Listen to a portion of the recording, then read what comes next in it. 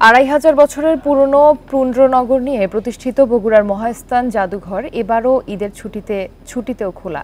গুপ্ত, পাল, সেন ও মুসলিম সহ নানা আমলের নিদর্শন রয়েছে মহাস্থানের এই প্রত্নতাত্ত্বিক জাদুঘরে। কর্মকর্তারা জানিয়েছেন, এখানে ঘুরতে আসা পর্যটকদের জন্য নেওয়া হয়েছে বিশেষ ব্যবস্থা। ১, ২, ৩ ঢাকায় জমি জিতে নিন ১০০% ক্যাশব্যাক সহ ২০ কোটি টাকার পুরস্কার।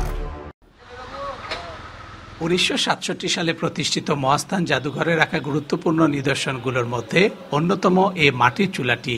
এটি অন্তত ২৪০০ বছরের পুরনো। বেশ কয়েক বছর আগে বাংলাদেশ ও ফ্রান্সের প্রত্নতাত্ত্বিকরা যৌথভাবে পুন্ড্রনগরের ভেতরে খননের সময় যীশুখ্রিস্টের জন্মের বহু বছর আগে তৈরি এই চুলাটির সন্ধান পান।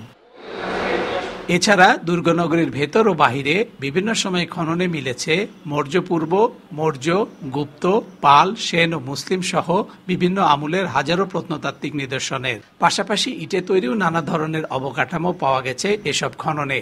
শত শত বছরের পুরনো এসব নিদর্শন দেশের ঐতিহ্যকে আরো সমৃদ্ধ করেছে বলে মনে করছেন জাদুঘরে আসা দর্শনার্থীরা।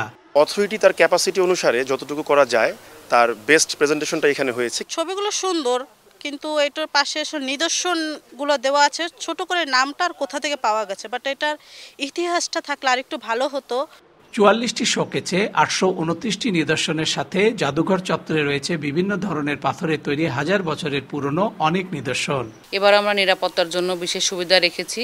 আমাদের ব্যাটালিয়ন আনসার আছে, থানা পুলিশ আছে এবং আরও যে সুবিধাগুলো, বসার বেঞ্চ বা সুপেয় পানি, টয়লেট ফ্যাসিলিটি ইত্যাদি আমরা রেখে থাকি।